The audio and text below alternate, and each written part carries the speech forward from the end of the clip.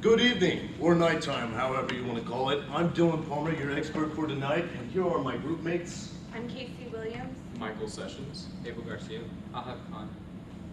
And we are Medical Directory. That's going to be our theme tonight because we're going to be showing you the diseases and the cures of arrogance. We're trying to find the cure today during our presentation and whatnot. Real quick, has anyone ever had a group member or a speaker before at any class during this school where you just absolutely hate them? You know, they're toxic towards the group and they act so arrogant you don't want to tell them anything. Anybody? Oh yeah, there's just people who don't really connect with the audience or know their audience and speak about a certain topic without relating it to any of like an academic or a college person's experience. And that's pretty arrogant. But that's the struggle. You can do everything right as a group member. You can become a fabulous, speaker and whatnot and all that. But if you act arrogant to the people you're speaking to and to your group mates, people are not going to like you for it. I had a class with the person like last year, and we can tell he did all his assignments. He did all of his work on time. He gave a good presentation. But the teacher did not like him because he was rude in the class, and neither did we really. So today we're going to find the cures that you can find yourself during your speeches. So now we go into the agenda.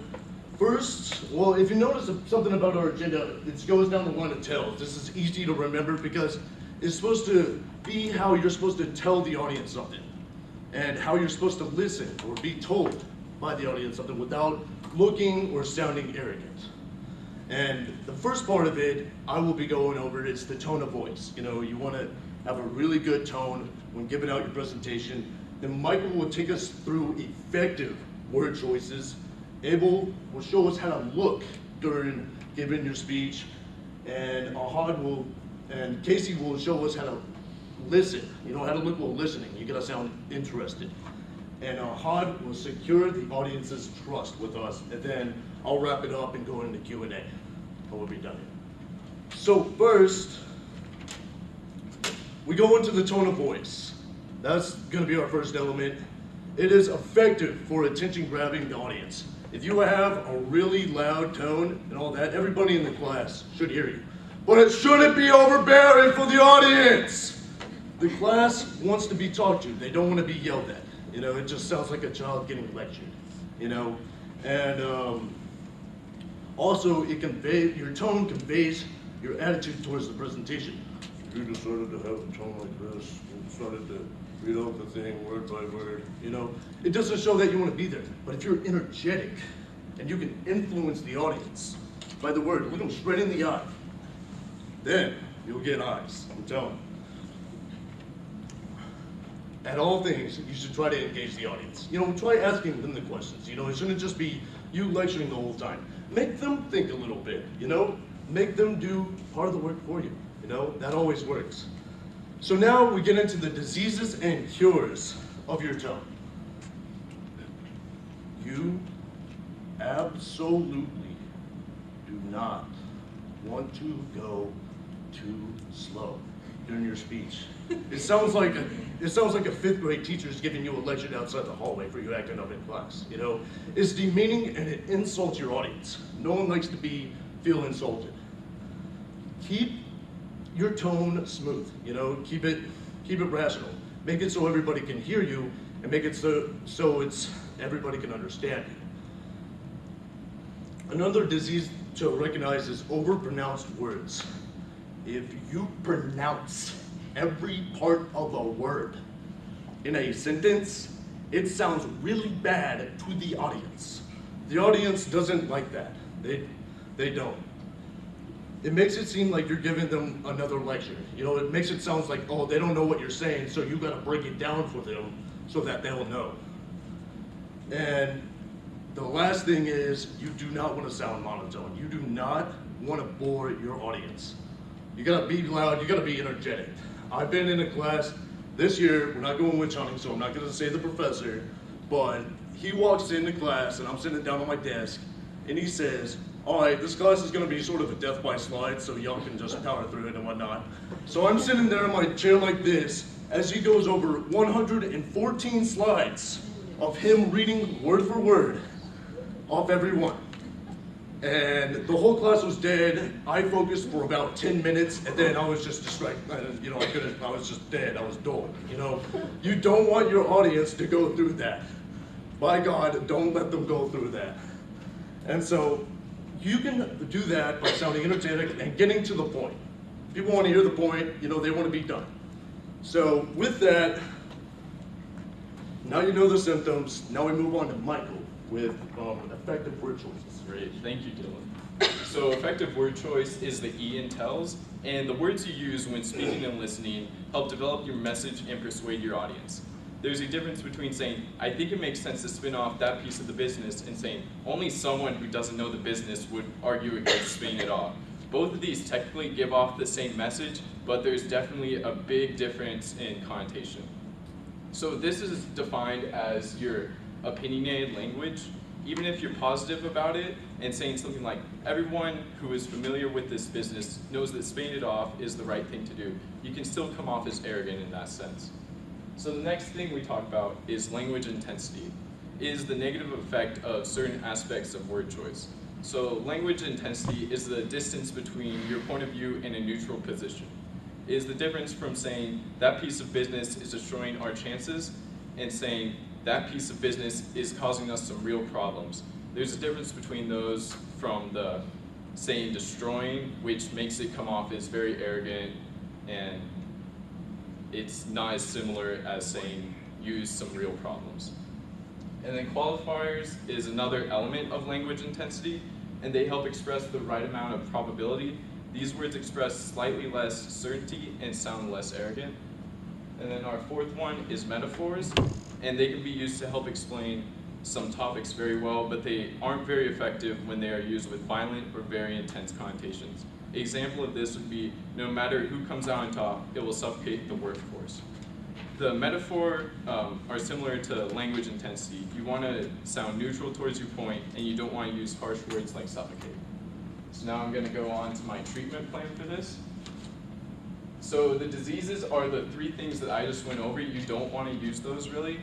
You can use them in some sort, but you don't want to, you want to keep a neutral position towards them and not subject one part of your audience. So saying like, if you're a parent or something and you have children, you don't want to let them know who their favorite child is. You want to keep a neutral position towards them.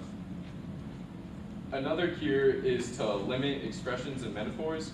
Sometimes they can be used to help get a point across, but other times the metaphor can go over people's heads. And the final cure is to eliminate distractions, and this is mostly for when speaking and listening.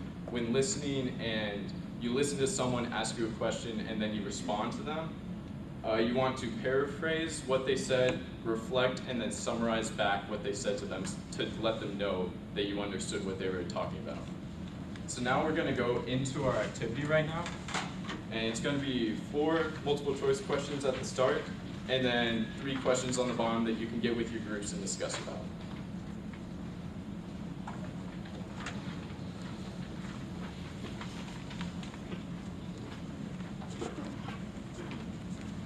Let us know if you have any questions. Feel free to get up and stretch a little bit. I know y'all been sitting there a while. Got to finish long.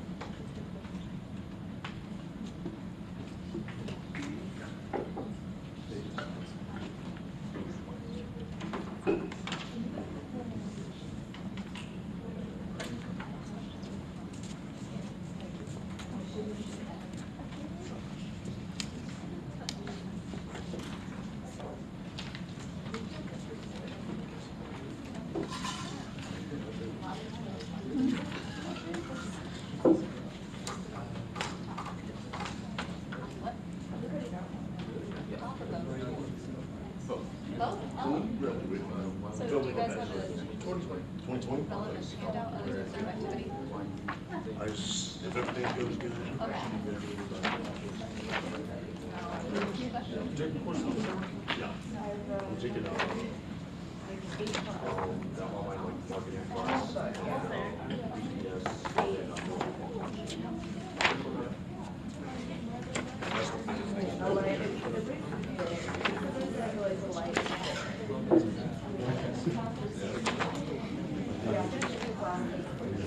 kind of nervous because next week,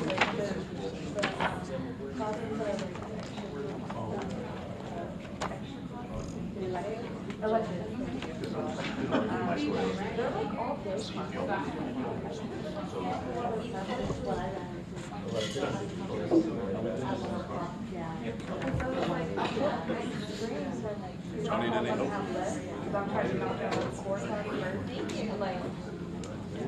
I had to adjust my work schedule. Every day of my life.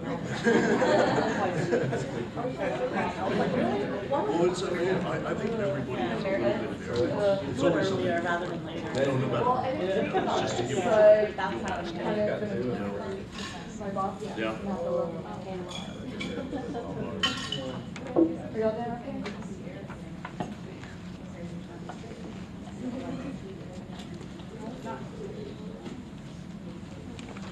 Y'all know exactly what story I was giving. Well, it's funny.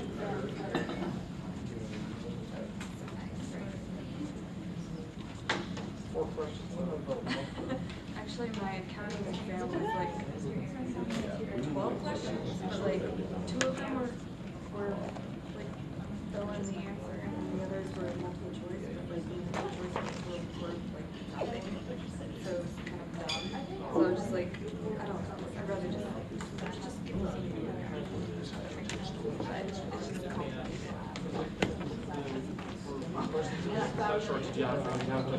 It was more like vocabulary terms and principles, and then the other ones were like solving for the balance sheet at the end of the year or whatever, yeah.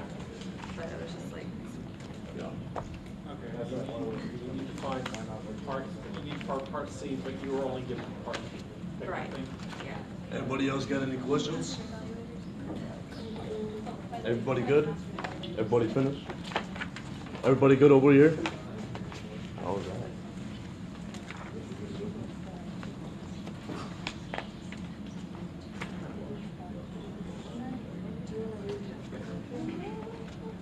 Okay, so we're gonna bring it back in.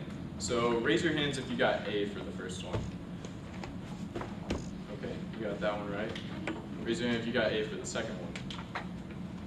Okay, good. Raise your hand if you got B for the third one. Okay, that one's a little iffy. The correct answer is B. Why do you think so? Both of them could work, but the B answer is a little less arrogant and a little less condescending. Okay, who got B for the fourth one? Okay, that's the correct answer there.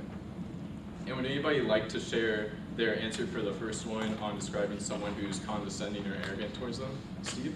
Yeah, so on my job, I got like 6 managers, different positions, first, second, third level manager, then like lower level managers, and training, managers and training. So some of these managers, they're condescending and rude on directly to me, and I'm always warm, open. So when they condescending and rude, I shut down personally and act towards them professionally. Like I don't give them any chances. If they make a mistake, I'm straight to the book. I'm straight through the book with them. Because if they disrespect you once, they'll do it again, and I've seen it happen before.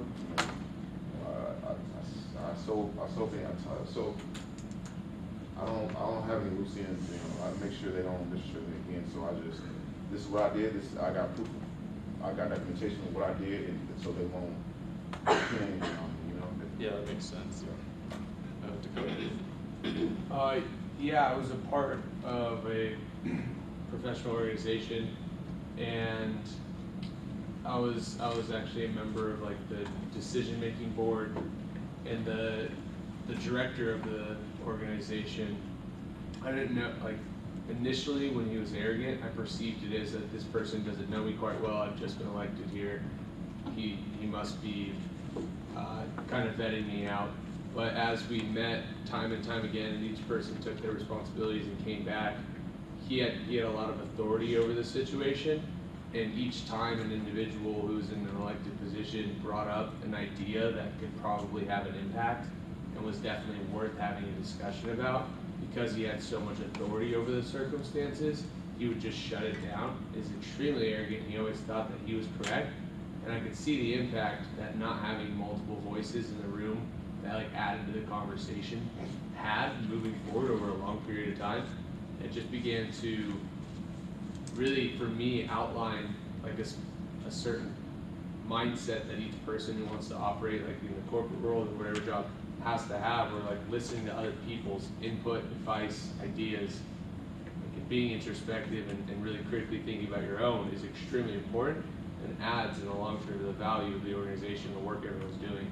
So definitely thought he was condescending and arrogant, and my perspective of him after multiple times it happening, I just lost most of my, I wouldn't say respect, but I respect the guy and what he's done, but I lost like any type of like merit that he used to bring, because he just turns everyone down and shuts them down. You So. kind of like lose motivation also, like you're Well, just kind of still- like, what's the point if he's just gonna always. Yeah, that's actually really fair, and that did happen. I just began to like stop bringing things up because you're obviously just getting shut down.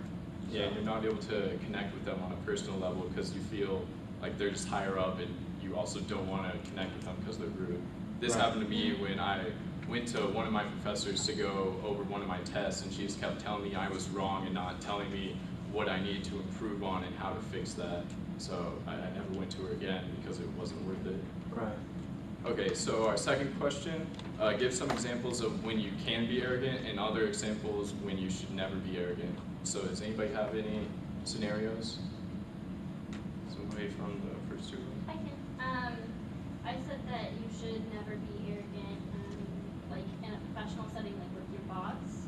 I think it's really disrespectful, but that sometimes it's okay to be arrogant when you're with like close friends or family, and it's kind of in a joking manner, and they know that, and they know you well enough to know that. When you can be arrogant, I think you should be arrogant like when it comes to sports and gets in other teams' head.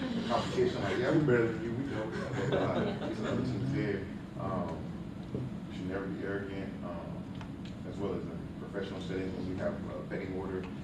Don't be one. We shouldn't be arrogant towards people below you either, but don't be arrogant especially to people above you as well. That's good. Great answers there from Steve, saying that you don't want to be arrogant with professionals around you, but you can show a lighter side when you're with friends or with other family members than that you know on a good personal level and you have a firm, solid relationship. So our third question here, have you experienced a time when you noticed that you had some arrogant behavior and you realized it after? Beforehand? I think it was like my behavior class, and we were like discussing like brainstorming ideas, and like I was like kept interrupting like during the brainstorming session, and it was only like for our second round where like we restructured and made it more democratic, so everyone gets to say their ideas without interrupting one another, and that made it seem more fluid. And then afterwards, we could talk about what we thought about those ideas. Let's go. We had a team, we had a work team kickball game. This goes back to competition whenever I compete against somebody, I'm very competitive. They act arrogant, you talk down on the team, but even though they're on the opposing team, we're still coworkers. Then like halfway through, I was like, why am I trash talking this other team? We're gonna see each other again, we're gonna see each other tomorrow. Then I'm correcting my behavior and started being uplifting, more positive.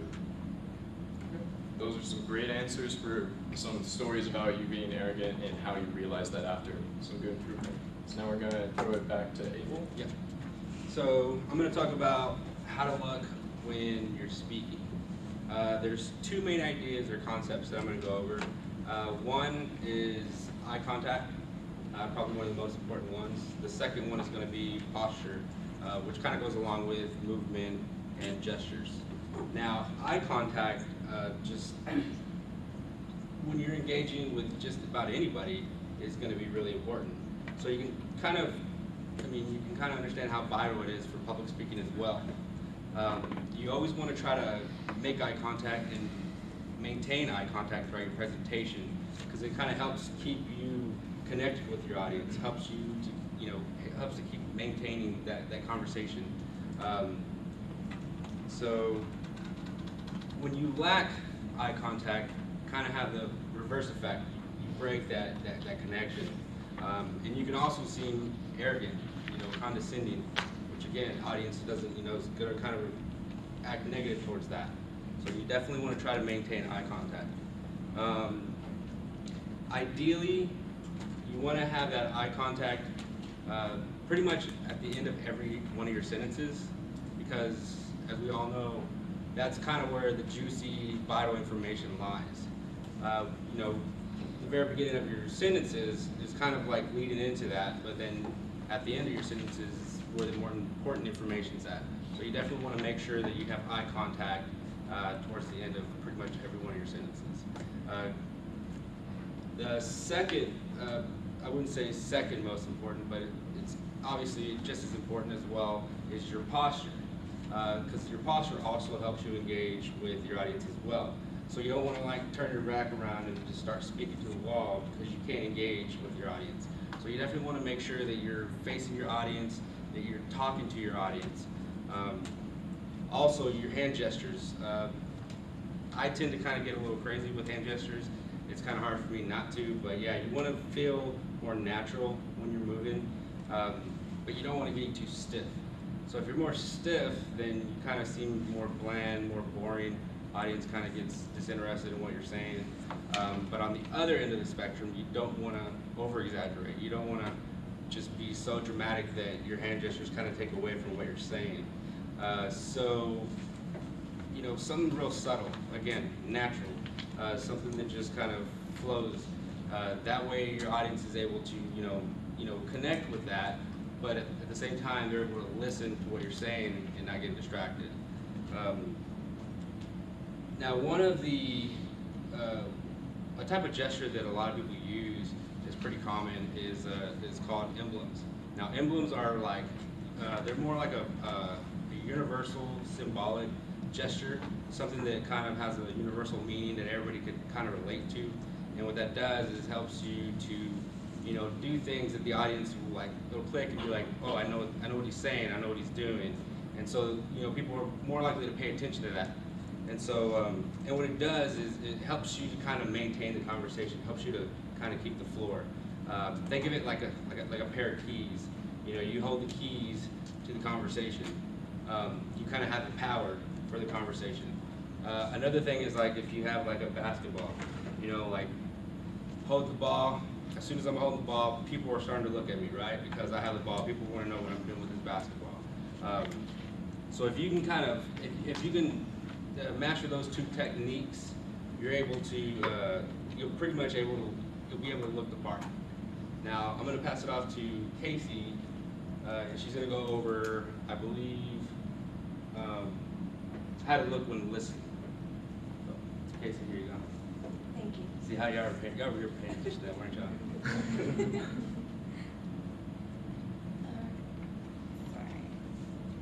So, an easy first step to listening to your audience before you even set the stage is begin talking to them in a social setting. So you're going to have a presentation with a few people and maybe you're early, and one way to really gauge your audience is to have like a little social meeting, mingle with them, try to figure out what's their learning styles, what's their mood, maybe even their intellect. I mean, you can really get to know your audience prior to it by just talking to them, or if you can't talk to them, they're probably talking so you could listen. And so one of the things I use is to try to really get to know your audience prior to actually getting in front of them and throwing your presentation in their face. So that's one way an arrogant person might struggle with, because why do they need to? I mean, they know it all, and they think they know what they're talking about. They think they know their audience, and so they're gonna lose out on that opportunity by not paying attention to their audience and listening to them. Being arrogant is a way of closing yourself off. Another arrogant trait is you might feel above the others and your surroundings, become blind to the opportunities around you. One way, if you aren't able to connect with them prior to setting the stage, you might just give out your business card, and on there you'll have your social media, email, phone number, you know, just at least to open up a way of a form of communication with your audience. If they aren't able to talk to you right now, at least give them an opportunity to talk to you later. Be easy to reach in case the members of the audience are shy and unwilling to engage. If you appear approachable, you'll receive better feedback and questions regarding the content. Engaging the audience is the best way to gauge if the audience understands you. Listen to their feedback with sincere interest and give thoughtful responses in a neutral tone. If an audience is asking a redundant question or you feel like you've already covered the content already, don't express emotions or negativity. The lack of attention from your audience is essentially a failure on your part as a speaker. So if you feel like you really went in depth on a subject and they're like, well, I didn't hear this, and instead of being like, well, you should have listened to me, you know, look at them and say, well, I wasn't effective. You know, take it on you and take responsibility and own your speech. Don't be arrogant and assume that they weren't paying attention. I think that you should definitely take credit for what you've done. And you'll get better feedback in that respect. Listen to the questions, answer them based on the mood that you feel from them, and also answer the question directly. Go ahead. You might think you know it all, but I'll tell you, you don't. You should assume the audience doesn't know as much as you, but don't throw it in their face. Listen to your audience, see if they're muttering, maybe whispering to each other. Try to see if the feedback you're getting from them is positive. You know, if you see people in your audience nodding their head like this, then they're getting you right. At least you would assume so. But if they're like this, then maybe you need to rethink and maybe add some more persuasive content to your speech. So gauge how they're reacting to your speech throughout your speech. Don't wait till the very end, then you kind of tossed it out the window as far as that opportunity goes. If you feel that you're using or losing the audience, don't get emotional. Instead, you know, go ahead with the more persuasive content. You are speaking and you can change the dynamics of your speech. Someone who might be arrogant isn't paying attention to all this, and so you really want to gauge yourself and make sure that you're open-minded and you're humble. Listen for rustling, sounds of boredom, you know, people shifting in their seats. Another problem that people who are a little more arrogant are faced with is, you know, they might be hearing what they want to hear. So let's say someone from the audience asked me a question and I answer it, but I didn't really answer the question you asked. So one way to combat this is to reiterate the question, repeat it, you know, so not only are you reminding yourself what the person asked, but you're also letting that person know that you know what they want to know from you, I guess. So that's one way to kind of beat that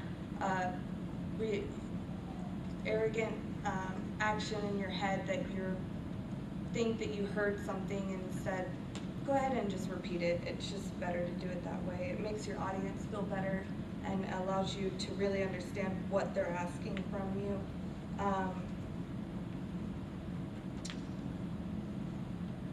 Your audience may not be the expert, but you will be mistaken to assume your time is more valuable than theirs.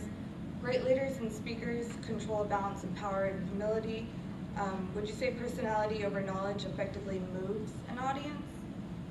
I would say yes. Be human rather than overly professional. Set aside your arrogant feelings and focus on the present and how you will connect with your audience. Next, we'll see a short clip from The Office and see how Dwight taught how to speak. It is crucial that you listen, Dwight. Also, you want to respect their... Are you listening now? Yes. Okay, well, you have to show us. That's impossible. Listening happens in the ear and in the brain. I mean, some organisms have external hairs that vibrate to indicate auditory stimulation, but unfortunately, our external hairs don't vibrate at all. Huh. Uh-huh. What are you doing? A little smile and a nod shows that I hear you. Got it? Kind of. Nellie, why don't you tell Dwight what we were doing earlier today, and Dwight, you show us that you're listening. Well, we were in the warehouse where we were discussing the mural that I commissioned Pam to paint there. We were talking about the colour schemes and the major themes we want to hit. Children of the world coming together, cutting down trees to make paper, not in a child labouring way. It's just up and down. Just a regular nod, like a person. I am a person. Yes, you're a person. We can do this, all right? And then we thought I can't carry on with that face. Look at it, I'm gonna get nightmares with that face. I mean, he looks like he's labouring over a stool, having just eaten human flesh. It's a bit extreme. No, I'm sorry, but that is true. Screw it, the meeting's in less than an hour.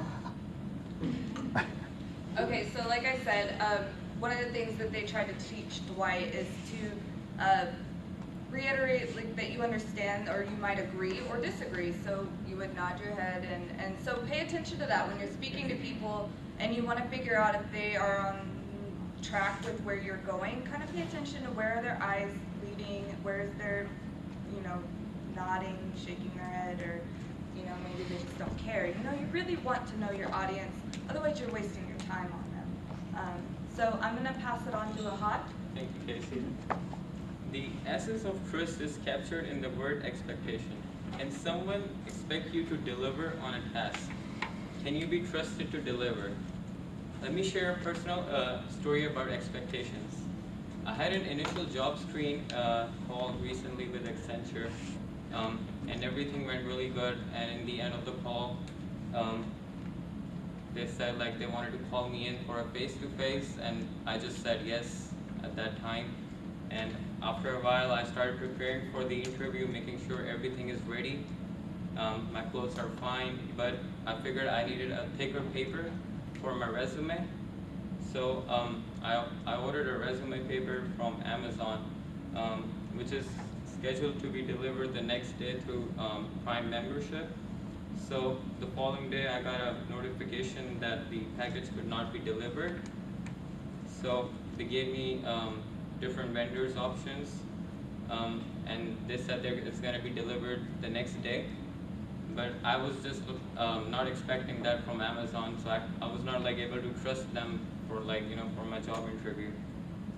And another thing is to not violate expectations repeatedly. If you do anything or fail to do anything, a lot of times you're marking yourself as a person that is not trustworthy. I decided to offshore some components of my e-commerce business. They would be updating my weekly inventory. That's what we talked about it, but they were not able to do it consistently. That's why I was lagging behind my competitors. And this is my treatment plan for disease falling short every time. Get a cure, practice, rehearse, get feedback. For diseases, think you know what people want, go over expectations prior to delivery. Ignore slip-ups, was a bad day. So every failure is a lesson, learn from each and every one of them. All right, and Dylan will conclude our presentation. If I can give you any words of advice from our entire PowerPoint, I would say it's not just what you say, it's what people hear. And when people hear you, they don't want you to sound arrogant. By adjusting your tone, by using your words correctly, by visioning how you look when you present and how you listen when you present, that can overall affect your respect that you're going to get from the audience. It's all about respect. If you show respect to your audience and the people that you're around to in life, they'll show you some respect back.